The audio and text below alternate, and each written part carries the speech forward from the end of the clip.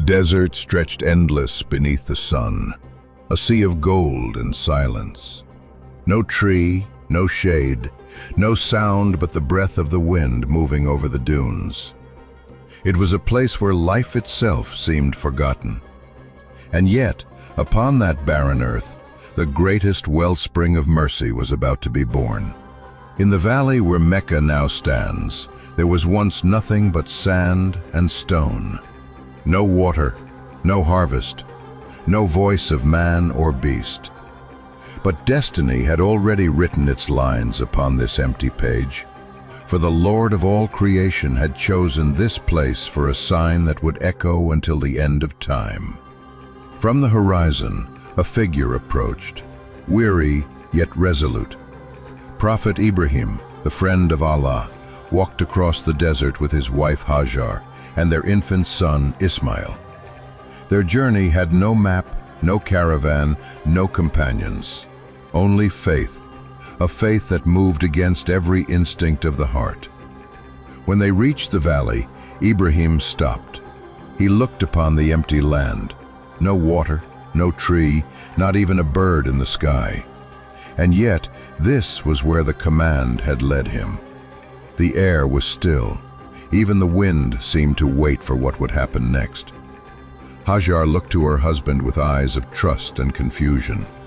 She carried their child close to her chest, the heat pressing against her skin. "Will you leave us here?" her eyes seemed to ask. Ibrahim said nothing, for his heart trembled with love and obedience. He turned away, his steps heavy, his eyes filled with tears he did not wish her to see. When she called out to him, "Ibrahim, where are you going? Has Allah commanded you to do this?" He stopped, but did not turn. And when she said, "Then he will not abandon us," a calm came over her like shade in the heat. For in that moment, faith became her companion, and trust became her strength. He raised his hands toward the heavens and prayed, "O my Lord, I have left my family in a valley without cultivation, near your sacred house, that they may establish prayer. So, make the hearts of men incline toward them, and provide for them from your mercy." Then Ibrahim walked away, his shadow fading into the horizon, while behind him stood a mother and her child, alone with the sand, the sky, and their faith. The sun rose higher. The valley fell silent once more. But above that silence, unseen by human eyes, angels watched. For Allah never leaves those who trust in Him. And so began the story of Zamzam, a miracle born from the patience of a mother and the mercy of the one who hears every cry. Before the valley fell silent, the command had already been written. It began far from Mecca, in the quiet heart of Ibrahim, the friend of Allah. He had journeyed across lands and kingdoms, broken idols with truth, faced fire with faith, and now, in his old age, he was asked to face the hardest command of all, to leave his wife and infant son in a land with no life, and to walk away without question. He did not understand its purpose, but he trusted its source. For the command came not from desire, nor from reason. It came from the Lord of all creation, whose wisdom lies beyond sight and beyond time. And when Allah commands, the believer does not argue, he obeys. It was not the first test, nor would it be the last. The life of Ibrahim was a covenant of trust, a story written between a servant and his Lord. From the fire of Nimrod to the knife at the mountain, every step had carried him deeper into surrender. But this, leaving his family in the valley of emptiness, was a test of love against love itself. He remembered the moment he held Ismail for the first time. After years of waiting, the prayer of an old man had been answered. And now, the same Lord who had granted him that joy was asking him to walk away from it. The wind that carried them toward Mecca seemed to whisper, "Faith is not to see the path, but to walk it." When they reached the valley, Ibrahim laid down what little provision they had: a small bag of dates, a skin of water, and his tears. He looked upon Hajar and the child, the two dearest pieces of his heart, and felt the weight of obedience press against his soul. Yet he did not turn away from the command, for faith is not proven in comfort, but in sacrifice. He turned his face to the sky and prayed, "O my Lord, I have left my family in a valley without cultivation, near your sacred house, that they may establish prayer. So make the hearts of men inclined toward them, and provide for them from your mercy, that they may be grateful." His voice trembled, but his trust did not. As he walked away, the desert wind carried his prayer into the unseen. Behind him, Hajar held her child close, watching his figure shrink against the horizon until it vanished in the light.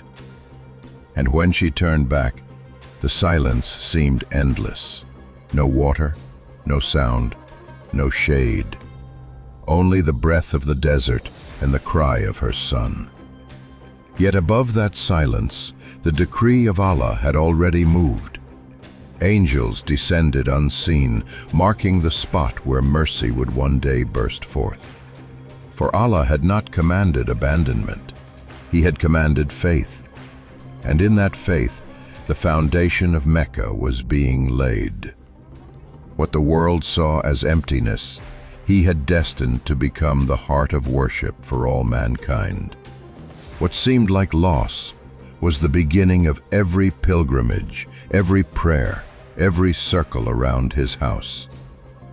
And so the valley waited for the sound of running feet and the birth of a miracle. The valley of Mecca burned beneath the weight of the sun. No wind moved. The air shimmered like glass, and the silence pressed against Hajar's chest. The small skin of water lay empty at her side, its last drop already spent upon her child's lips. Ismail stirred, then cried, a thin, aching cry that broke the stillness of the desert. It was a sound no mother can endure. Hajar's heart trembled, her hands shaking as she looked to the sky. There was no cloud, no shadow, no sign of mercy. Only the blinding light of noon and the echo of her son's voice. She could not bear to sit and watch him suffer. Her feet moved before her mind could think. She climbed the nearest rise, Safa, her eyes searching the horizon for help, a caravan, a bird, a trace of movement in the endless gold. But there was nothing, only silence. She descended, her pulse loud in her ears, and ran across the burning sand toward the opposite hill, Marwa. The distance stretched endlessly before her, each step heavier than the last. The heat struck her like fire, but she did not stop. A mother's love knows no exhaustion. When she reached Marwa, she turned back toward the valley. Her eyes searched for the small figure she had left behind, the child who lay beneath the open sky. But the heat blurred her vision. The land swayed and rippled before her. She called out, but the wind swallowed her voice. Again she ran, from Marwa to Safa, her robe brushing against the stones, her breath short and uneven. 7 times she crossed that valley, each run slower than the last, each turn filled with the same desperate question. Would the Lord who commanded them here now forsake them? By the 7th crossing, her legs could no longer carry her. She stumbled beside her child and fell to her knees. The desert around her swam in heat and silence. Ismail's cries had faded into faint whimpers, his chest barely rising beneath the sun. Hajar pressed her palms to the earth, the dust clinging to her skin, and lifted her face to the sky. Her voice was weak, but her faith was unbroken.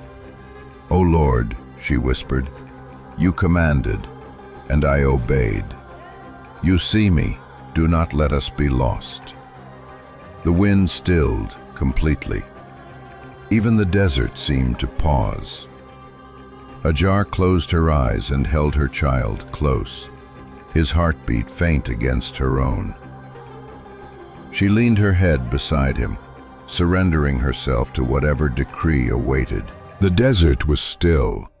No sound, no motion. Only the soft hiss of heat rising from the sand. Above, the sky burned pale and empty, and the valley of Mecca lay silent beneath it, waiting. Hajar knelt beside her child, her body trembling with exhaustion. Her lips were dry, her hands rough with dust. 7 times she had crossed the valley, and now even the strength of love had reached its end.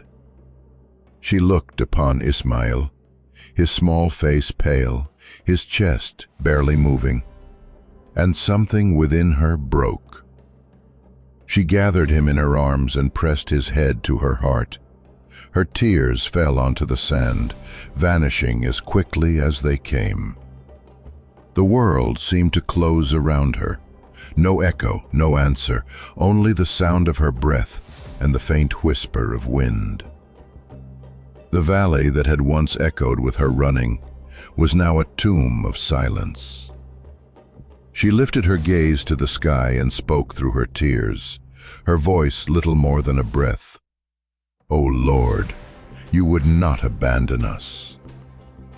Each word carried both surrender and defiance, a mother's plea and a believer's vow. Her eyes blurred, the horizon wavered like a mirage. The light pressed harder, turning the world white and still. Her arms loosened, her head lowered beside the child's. The last of her strength ebbed away, yet within her heart, faith remained awake. For a moment, time itself seemed to stop. No bird flew, no grain of sand shifted. All of creation held its breath. The air grew heavy, not with despair, but with the weight of something unseen, as if the earth itself waited for permission to move. And in that silence, angels descended, unseen to human eyes, their wings stirring the dust around the mother and child. They watched, awaiting the word of their Lord. Mercy was at the edge of command. Beneath the child's heel, the ground quivered, faintly, once, as though the desert exhaled. Hajar did not see it yet. She was still, her tears drying upon her face. But the decree of heaven had already reached the earth. Between hope and despair, the heart of faith had endured, and the first tremor of a miracle had begun to stir. A moment passed, long enough for silence to become eternal.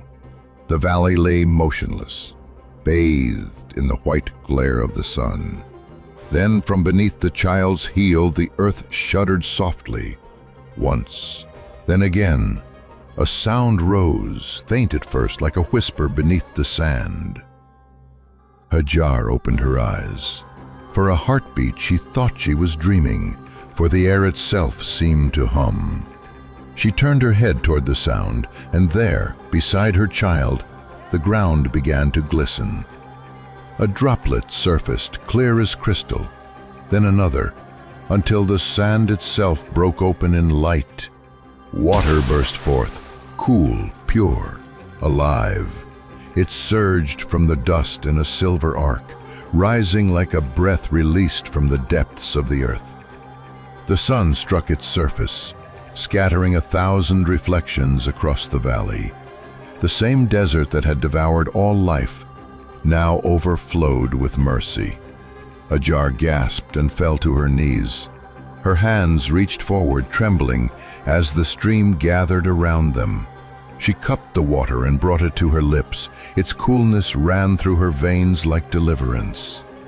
Then she turned to her child, pressing a few drops to his mouth, watching life return to his face. Tears mixed with the spring.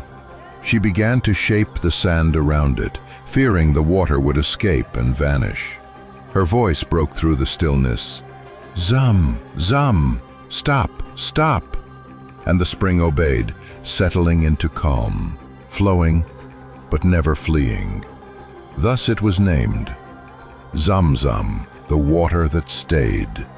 From the unseen came a voice, the angel who had watched her every step.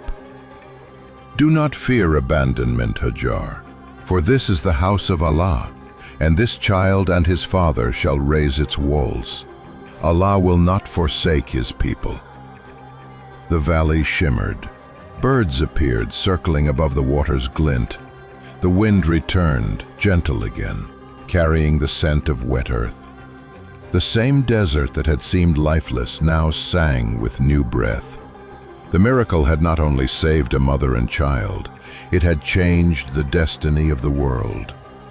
Hajar gazed at the flowing spring, her eyes wide with awe. Every drop seemed to speak of mercy, of promise, of faith fulfilled. She looked at her son, now resting peacefully beside the water, and whispered, "You are a sign, Ismail, a reminder that Allah never forgets the faithful." And so, the valley of emptiness became a cradle of life. The angels rose from the earth, their wings glistening in the new light. Above them, the decree was complete. Mecca would be born from this place, not from war, but from obedience, not from conquest, but from faith. And the water of Zam Zam flowed on, a spring born from the heel of a child and the patience of a mother who never stopped believing. Days passed, and the valley of Mecca began to change. The well that had sprung from despair now sang with life. Around it the earth softened. Small blades of grass appeared where only sand had been. Birds circled above, drawn by the shimmer of the spring, their cries echoing through the cliffs like hymns of renewal. From the distant horizon a caravan passed. The travelers noticed birds circling low in a place where no water had ever been. They said to one another, "Birds never circle over an empty valley. There must be water there." They followed the flight and found Hajar and her child beside the flowing well. Before them, Zam Zam glittered under the sun like a piece of heaven laid upon the earth. They approached with awe and asked permission to settle nearby. Hajar, gracious and firm, agreed, but said, "The water belongs to none but Allah." And so they stayed, honoring her and her son, and for the first time voices filled the valley. The sound of men and animals, the hum of tents being raised. Life had returned to the heart of Arabia. From that well, a city began to form. Its heart was faith, and its lifeblood Zam Zam. The valley that once knew only silence became the place where every pilgrim would one day begin and end their journey. It was not founded by kings, nor carved by armies, but born from the prayer of a prophet and the endurance of a mother who trusted her Lord. Years later, Ibrahim returned. He walked the same valley, his beard gray with time, his steps slow but sure. And there, beside the well, he saw his son, grown tall, strong, radiant beneath the desert sun. Tears filled his eyes as he embraced him, for what he had left in trust, he now found in glory. Together, father and son raised stones upon the sand, their hands guided by revelation. Upon that sacred earth, they built the Kaaba, a house for worship, a place where hearts would turn forever toward their Lord. And when they completed it, they stood before it and prayed, "O Lord, accept this from us. Make this a sanctuary of peace, and raise from among our descendants a messenger to call mankind to you." The angels looked upon that scene, the father of prophets, the son of promise, and the mother whose faith had birthed the valley's life. And they knew this place would never again be barren. The well still flowed beside them, its sound like a heartbeat. Beneath the house they raised, it would remain, as long as faith remained, a reminder that mercy once touched the desert and turned it into the heart of the world. Thus, Mecca was born, not through conquest, but through patience, obedience, and divine mercy. A sanctuary built beside a mother's tears, and a spring that would never cease to flow. Centuries have passed, and the desert has changed, but the well still flows.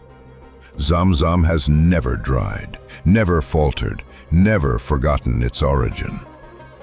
From the time of Hajar to the pilgrims of today, its waters have continued to whisper the same truth, that faith is never abandoned. Every year, millions come to this valley, men and women from every corner of the earth, their hearts drawn by a call older than time. They walk where Ibrahim once walked, pray where Hajar once prayed, and drink from the same spring that answered a mother's tears. Each drop that touches their lips carries the memory of her cry and the mercy that followed it. The water of Zamzam is clear, but it holds within it the color of faith. It flows not from mountain nor rain, but from the promise that Allah never withholds His grace from those who trust Him. Its taste is sweet, yet its story is sweeter still.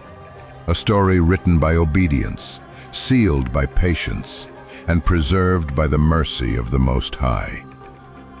The Kaaba now stands beside it, clothed in black and gold, surrounded by the footsteps of nations. The echo of Hajar's running lives on in the pilgrims who move between Safa and Marwa, their pace guided by her memory, their hearts repeating her prayer. Her story is not ancient, it is alive, flowing still through every heart that seeks Allah with trust. For what was once a test became a legacy. From one mother's endurance came a city of worship. From one child's heel came a spring that quenched the thirst of generations. From one act of surrender came a faith that shaped the world. Such is the mercy of Allah, that from the smallest act of trust, He builds miracles that outlive time itself. Even now, when the pilgrim raises the cup of Zamzam to his lips, the water glistens with the light of that same promise. It is not mere water, it is remembrance, a reminder that Allah sees the tears that fall in silence, hears the cries whispered in the desert of the heart, and responds with rivers of mercy unseen. And when the believer drinks, he drinks not just water, but the story of Hajar, the obedience of Ibrahim, and the laughter of Ismail, all flowing together in one eternal stream. From the emptiness of the desert came mercy everlasting. Faith dug no well, yet it found one.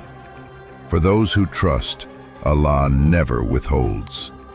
And so Zam Zam flows, a river born of surrender, and a testament that the miracles of faith never end.